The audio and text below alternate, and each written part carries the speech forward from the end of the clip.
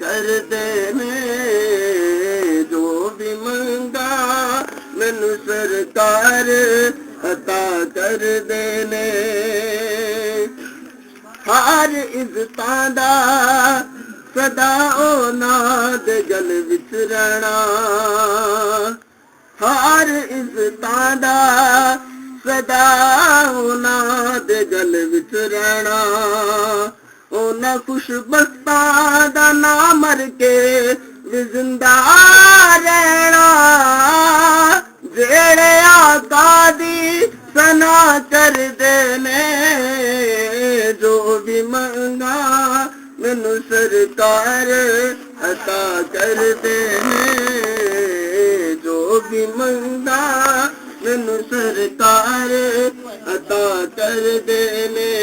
अपने मंगते नाल प्यारा का बड़ा। बिस्मिल्लाहिर्रहमानिर्रहीम। अस्सलाम वालेकुम दोस्तों, जरूर हाज़रीन तुहाडे सामने अगली वीडियो दे नाल हाज़र हां। जिहड़ी वीडियो तुहाडे सामने पेश की जा रही है जनाब बहुत ही आला ते बहुत ही ज़बरदस्त और तजर्बा याफ्ता है गई है, यानी कि शर्तिया इंशाअल्लाह अल्लाह सोने दे हुक्म नाल इहदे नाल बेहतरीन फायदा हुंदा है। और इहदा ये जनाब नुस्खा जिहड़ा है ये काले यरकान वास्ते हैपाटाइटिस वास्ते बहुत ज़बरदस्त चीज़ है, बहुत आला किस्म का। हालांकि साड़ियाँ पहले भी वीडियो उत्ते पईयां होईयां ने बंद खोड़ दे नां ते आ, वो साढ़े हरबल जिंदगी दे विच भी पईयां ने और देसी पंसार टीवी दे विच भी पईयां ने, और वो भी अपनी जगह ते ठीक ने। लेकिन यह जिहड़ा ना ये नुस्खा होर आजमाया होया है और ये बड़ी ही आला ते बड़ी ज़बरदस्त किस्म की चीज़ है। और इनका इस्तेमाल जड़ा ना वो तुहानू दसने कि चार चीज़ां ने सिर्फ, इनका इस्तेमाल किस तरह करना है। मेरे दोस्तों इस वीडियो नू लाजमी जड़ा ना तुसीं चैनल नू जड़ा ना वो तुसीं सबसक्राइब करना है और वीडियो नू शेयर और लाइक लाजमी करना है ताकि किसी भी दोस्त का वो भला हो सके और ये सदका जारिया होएगा। और जनाब ये देखो ये चार चीज़ां ने, मस्तकी रूमी है और मस्तकी रूमी तो इस तो के दूसरे नुस्खा है बाल छड़, और इस तो क्या कुट शीरी, कुट शीरी तो इलावा है तुखमे कासनी। और जी यह चार चीज़ां ने, यह चार चीज़ों का मरकब है। हुण तुहानूं मैं इसका वजन दसदा जावां, फिर मेरे दोस्तों का काफ़ी ये शिकवा हुंदा है कि तुसी वजन जरा नहीं दसते। मैं तुहानूं वजन जरा ना और जिस तरह कि तुसी वीडियो के शुरू से देखा है कि वजन उत्थे लिख के भी तुहानूं दिखा दिता है, और यह तुहानूं मैं इस तरह भी इन्हां दा वजन दस देना। और इनका कोर्स कम अज कम जरा ना वो 3 महीने इस्तेमाल करना है, 3 महीने इसका इस्तेमाल है। और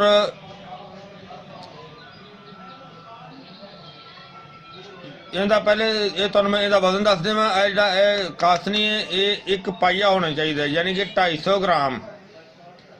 किन्ने 250 ग्राम तुखमे कासनी 250 ग्राम। और कुट शीरी जिहड़ी 120 ग्राम, कुट शीरी 120 ग्राम। बाल छड़ जिहड़ी है ये 50 ग्राम, बाल छड़ 50 ग्राम। और मस्तकी रूमी जिहड़ी है 10 ग्राम। इन्हां सारियां चीज़ां नूं कुट के ते अलहदा अलहदा बारीक करके फिर इकट्ठा करके इनका सफूफ बनाना है। और वो जिहड़ा सफूफ है उहदा तुहानूं तरीकाकार मैं दसना कि इन्हां नूं असीं कुट के इहदा पाउडर बनाने आ ते वो तुहानूं मैं दिखाना वा जी। माशाल्लाह देखो असीं कुट के तैयार कर लिया नूं। हाँ एक तुहानूं मैं दस दिया जावां कि जिहड़ी मकदार तुहानूं मैं दसी है तकरीबन 1 महीने के करीब हो जाती है। अगर 1 महीना इस्तेमाल करके नाले तवीयत का पता चल जाता है, नाले उस तो बाद दोबारा बंदा होर बना लेंदा है। और इसका इस्तेमाल ये वे कि इहदे वास्ते एक चीज़ तुहानूं मैं होर दसदा जावां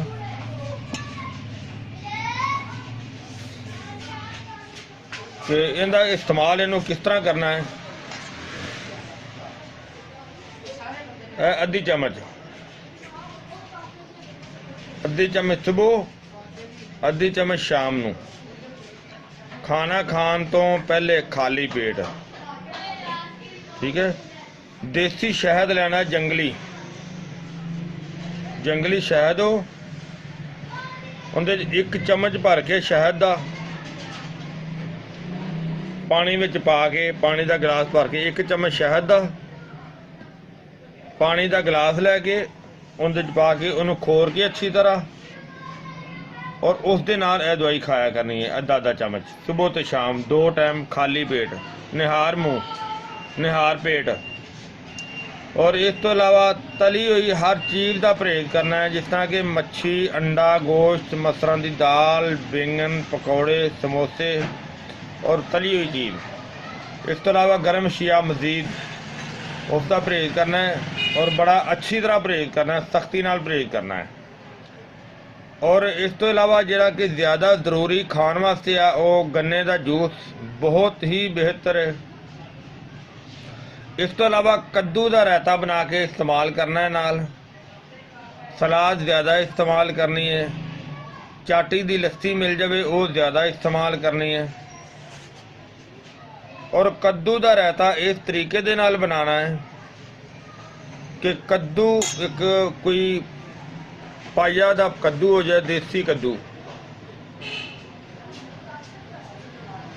कद्दू नूं लैके ਉਹਨੂੰ ਭਰਥਾ बनाना है, जिस तरह कि बैंगन का भरथा बनाया जाता है। ਉਹਨੂੰ हल्की अग ते चुल्हा चला के वो कद्दू नूं उत्ते रख देना है, और थोड़ी थोड़ी देर बाद कद्दू की साइड जिहड़ी ना वो चेंज करदा रहना है। कद्दू की साइड चेंज करन तो बाद जदों देखिया कि कद्दू सारा पक जाएगा, उस तो बाद कद्दू नूं ठंडा होने दे वास्ते रख देना है प्लेट 'च। और उतों जदों ठंडा हो जाए, उतों जलिया जिहड़ा अगर होएगा वो अच्छी तरह साइड ते उतार देना है, साफ कर लेना है बिल्कुल। और जिहड़ा बाकी बचेगा उन्होंने चम्मच दे नाल अच्छी तरह फे लेना, अच्छी तरह फे के उस तो बाद तुसी हसबे जरूरत एक इन्ना सारा प्याज लेना है, जिहड़ा कोई तकरीबन 1 छटांग का प्याज होए,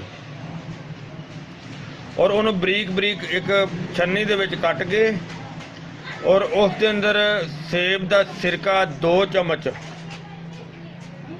चम्मच सेब का सिरका जिहड़ा ना उस दे अंदर डाल देना है, और उसनों कम अज कम 2 घंटे वास्ते रख देना है।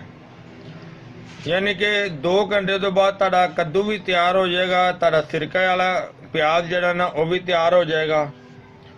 उस तो बाद तुसी 1 चुटकी काली मिर्च और 1 चुटकी नमक दी, और सब्ज़ मिर्च तुहाडा अगर दिल करता है तो उनके शामिल कर लो, नहीं दिल करता तो नहीं करो। उन्होंने मिक्स कर देना है।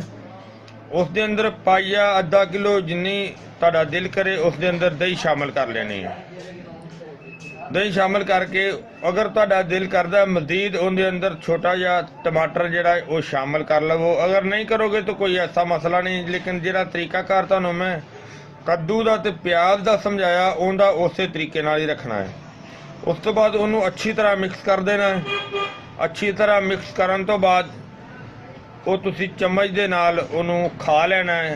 बेशक उन्होंने 3 टाइम खाने नाल खा लो, बेशक एक दफ़ा ही सारा चम्मच नाल खा लवो, बेशक खाने दे नाल मतलब खाने तो पहले खा लो बाद च खा लो, लेकिन वो डेली खाना है।